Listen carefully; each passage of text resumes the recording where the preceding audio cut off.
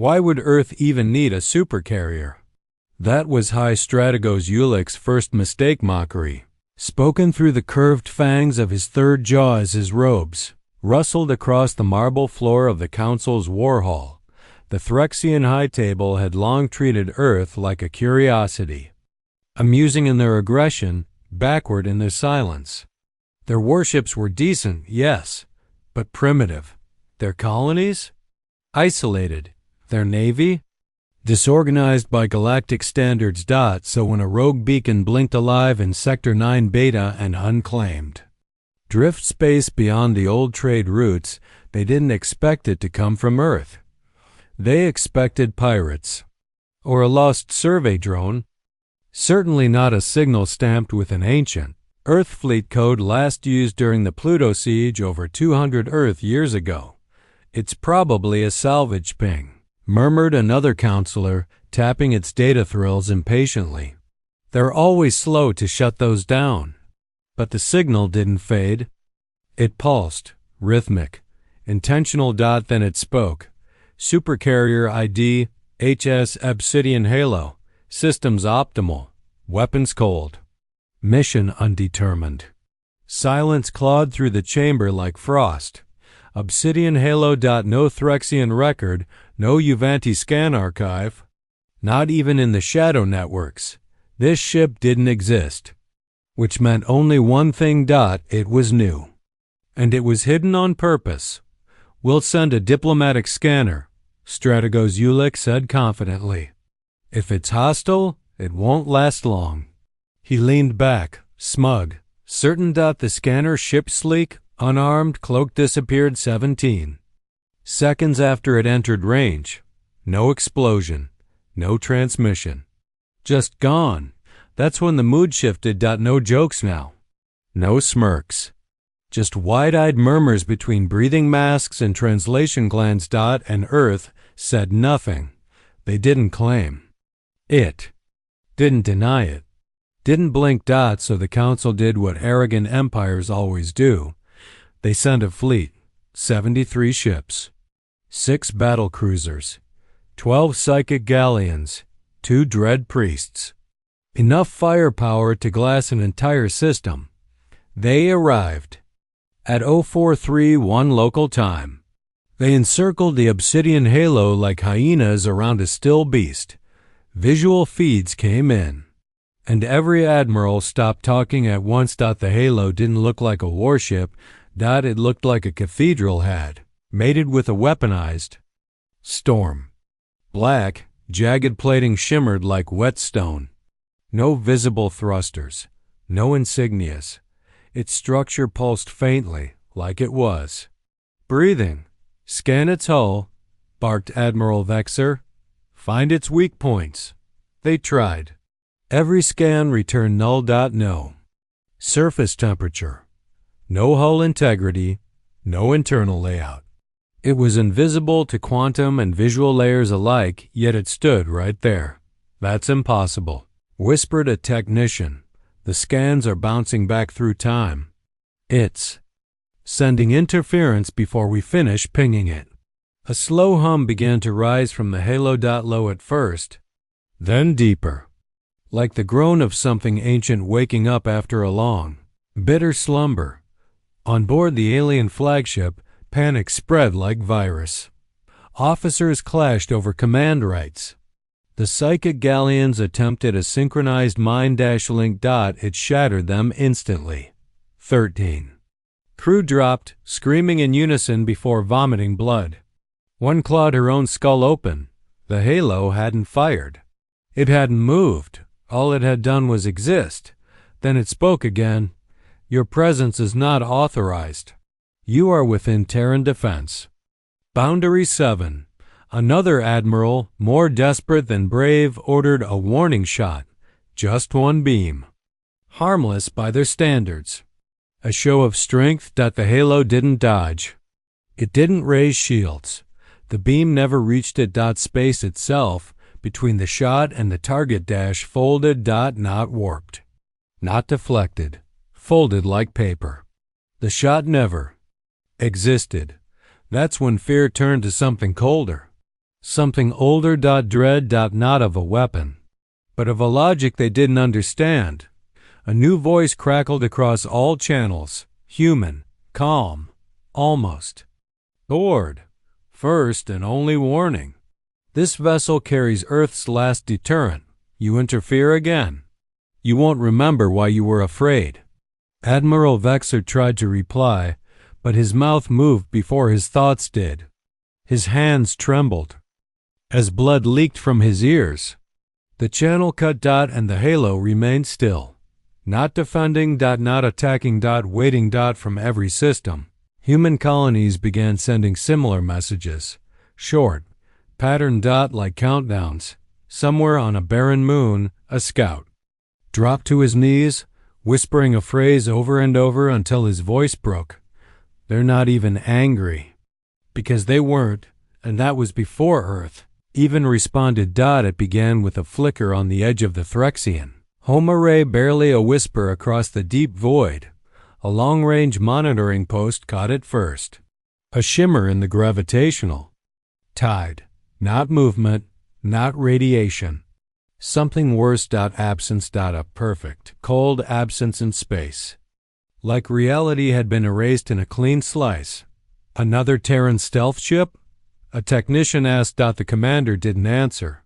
He was already dead, still standing, eyes open, mouth parted, but brain gone, disintegrated without a sound. Number. Scorch. No trauma. Just deletion. The crew initiated full lockdown. Too late. The station's core blinked off. No explosion. Just blackness. Earth hadn't fired a shot. They had simply arrived. Across the stars, governments scrambled. Broadcasts from the obsidian halo leaked to every system. Ships from every species withdrew from human-adjacent space in silence. Not by order. By instinct. It wasn't war. It was retreat. The Empire refused to believe it. They labeled the halo an illusion, a bluff, a Terran propaganda trick. So they activated Protocol Red Sun. An assassination order. Earth's top diplomats, their shadow council, their long-thought defunct naval command. They never got close. The Red Sun assassins vanished mid-jump. Their ships returned empty. No heat, no organic residue. Just quiet hulls, gliding home like coffins. And Earth still didn't say a word. On board the obsidian halo, Commander Ray Halden stood in silence on the command deck, arms behind her back. Eyes locked on the slow spin of enemy fleets outside. She wore no medals, no visible rank. Just a black coat and an expression that looked like it had forgotten how to smile centuries ago. Status? She asked quietly. The ship's AI, if it could still be called that, responded. Its voice was unlike any artificial system the galaxy had heard. It carried weight, gravity, like it spoke with the ship's hull, not just through speakers. 73 hostile vessels remain, defensive algorithms optimal, no damage sustained. She didn't nod, didn't speak. Instead, she stepped forward and whispered, "Show them the gate." The bridge dimmed. A section of the void ahead shimmered like oil catching fire. Then it twisted, peeled open. Not a wormhole, not a teleportation rift. A gate. And on the other side? More? 6 silhouettes, larger than the halo. Angular, silent. Each one bore a name etched in Terran script, glowing faintly as if backlit by a dying star. The dagger's echo. Saint Retribution. The final memory. Black Frost. The morning star. And the one who waited. Panic erupted across the enemy fleet. This isn't possible, a captain shouted. Our archives said they only had 6 functional war carriers total. They weren't wrong, someone muttered, voice trembling. They just didn't know what functional meant. Because these ships weren't just active. They were waiting. Ray stared through the glass. Send the signal. One word pulsed across encrypted Terran channels. Begin. The galaxy had never seen a war begin without a shot, but it just did. Ships didn't move. Not yet. They only appeared, and every alien system bordering Sol went dark in perfect sync. 16 colonies. Gone. Not destroyed. Not attacked. Unreachable. The comms officers wept. Tactical maps glitched and reformed, rewriting the borders in real time. Terran space expanded like ink dropped in water. They're taking systems, whispered a strategist, clawing at his console without even moving ships. The Halo broadcast again. This is not retaliation. This is correction. The Empire miscalculated. You forgot what silence meant. Inside the Empire's war chambers, ancient leaders screamed at one another, their voices breaking from fear not rage. For centuries, Earth had been quiet. Now they understood. Quiet didn't mean weak. It meant done waiting. A junior officer, barely a century old, turned to his superior. What do we do now? The old general, once proud, once feared, didn't answer. He stared at the data feed, his eyes unblinking, and finally, with a voice like broken glass, he whispered, "We pray. They're still merciful." But Earth wasn't angry. They weren't vengeful. They were exact. They knew exactly what they were doing, which systems to take, which ones to leave untouched, which leaders to paralyze with. Silence. Their strategy wasn't domination. It was memory. Making sure no one ever forgot again. The Halo's engines hummed once, not loud, not bright, but the enemy fleet felt it in their bones. Ships began self-ejecting escape pods. Crews begged for surrender before being fired upon. Messages flooded the channels. We didn't know. We were ordered. We don't want this war. But they'd made their mistake centuries ago. They saw Earth's silence as fear. It was grief. And now it was over. The obsidian halo moved forward, and the stars began to change. The people of Andril 9 didn't see the halo arrive. There was no flare in the sky, no tremor in the ground. Just a shadow at noon, wrong-shaped, unnatural, stretching across the capital until the towers dimmed and the wind stopped. By the time they looked up, it was too late. Not because it had fired, because they understood. Children stared silently, unable to describe the shape above them. Not a ship? Not exactly. More like something that broke the idea of a sky. Emergency protocols snapped into effect. Sirens screamed. Underground sanctuaries unlocked. Fighters scrambled into orbit, but the Halo didn't react. It simply watched. Andril X was neutral, proudly so. Their leaders had always boasted, "We speak to all sides. We stand for balance." They never realized that silence was a side. In orbit, Admiral Torvin, the youngest fleet commander in planetary history, froze at the live feed. The obsidian halo just hovered there, silent as judgment. No signals, his comms officer whispered.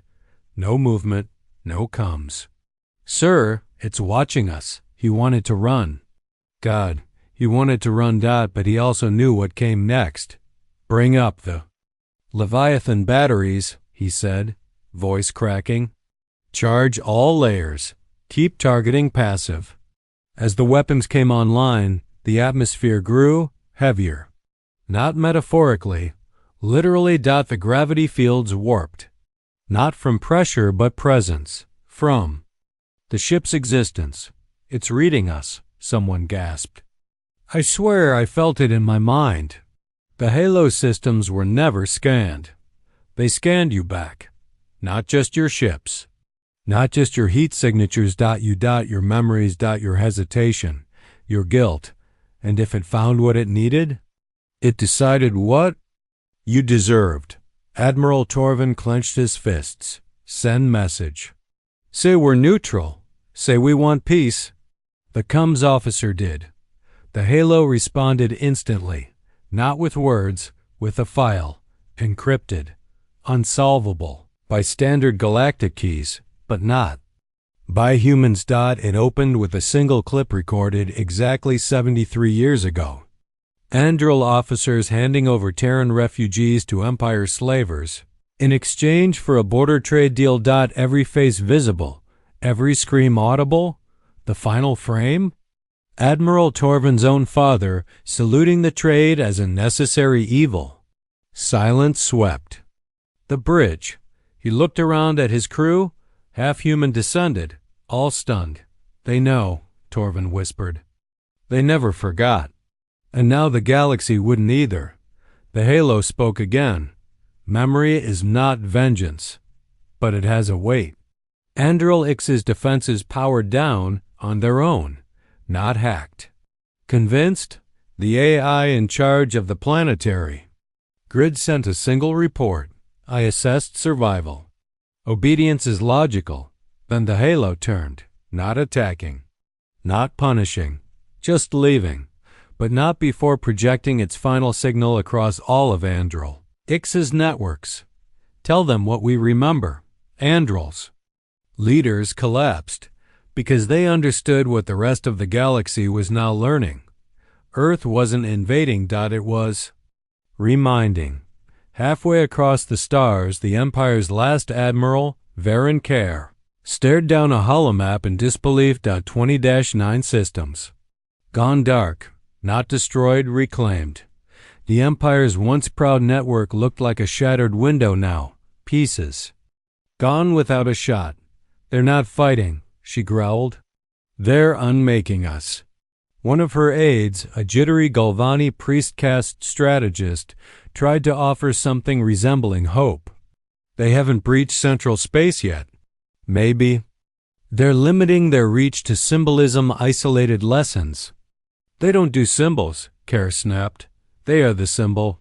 Every story they'd ever told of human weakness, of fractured Earth politics, of their barbaric military code, of their primitive ethics, they were all being used now.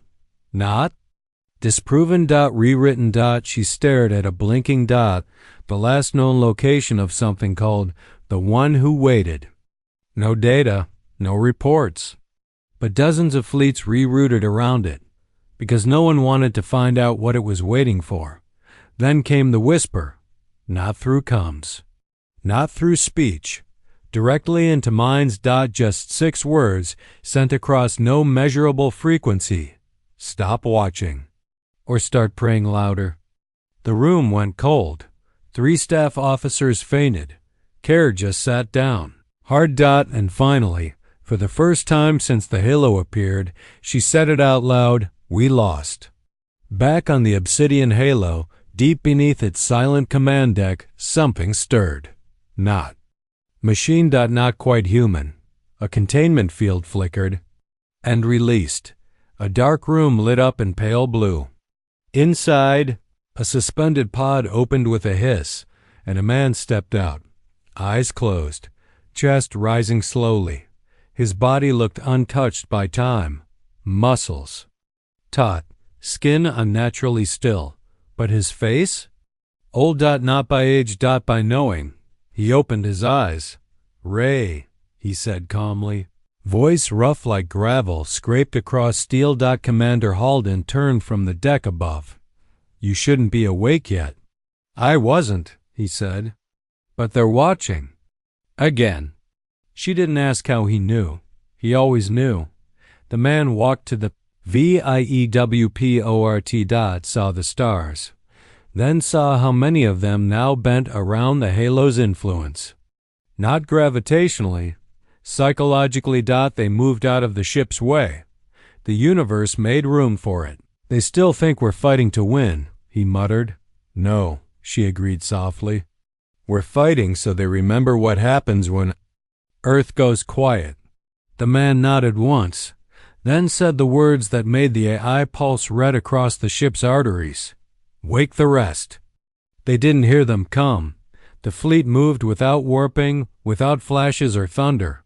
Space didn't ripple. Stars didn't dim. They were just there. Earth 7. That's what the galaxy called them now. Not official. not tactical.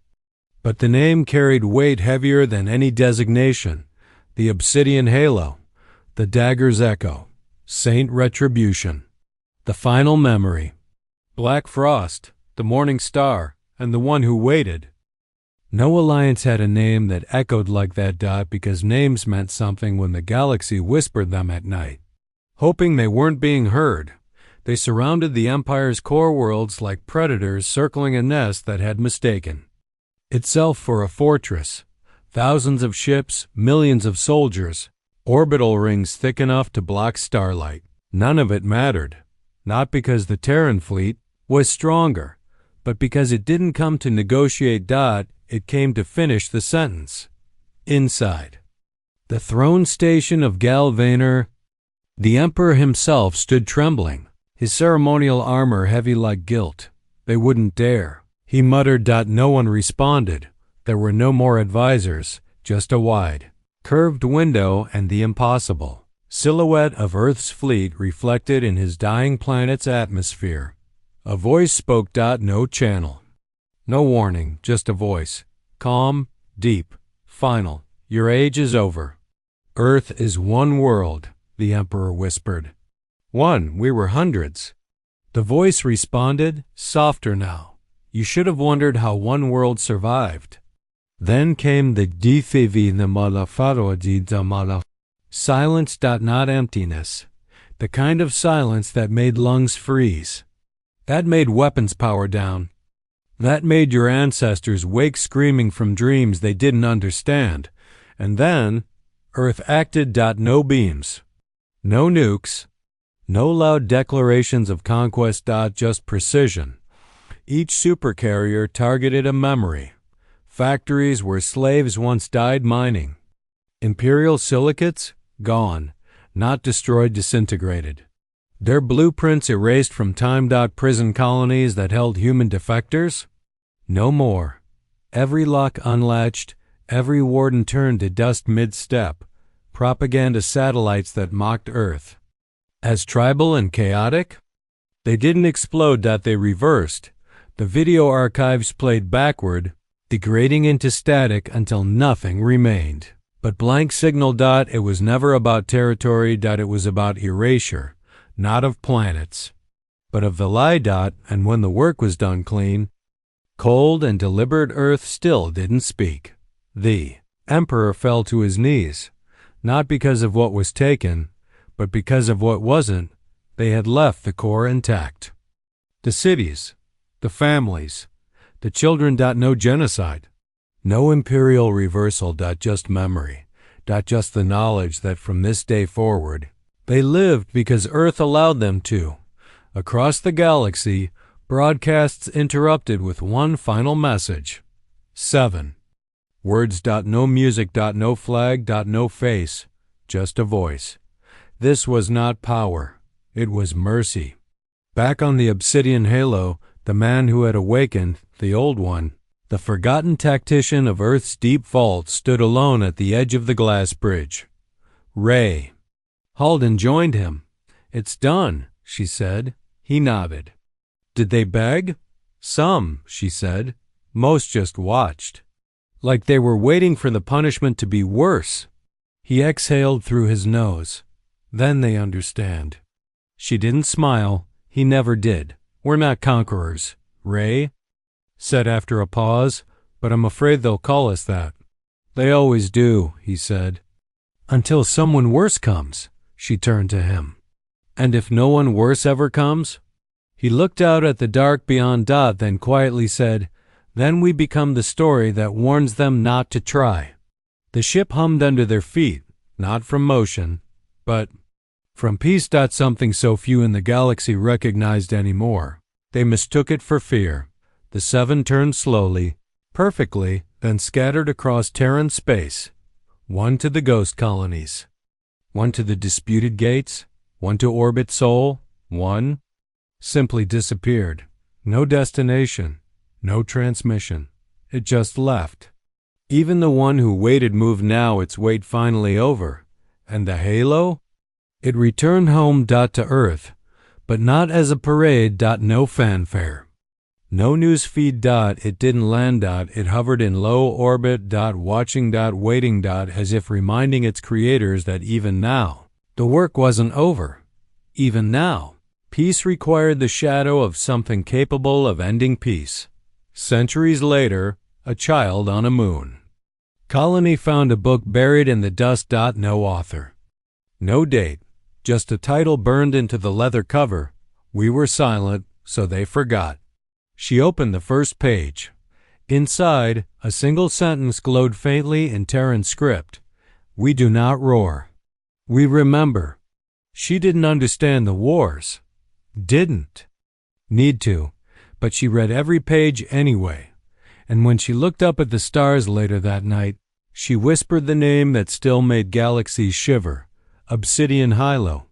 Not because it killed, but because it chose not to.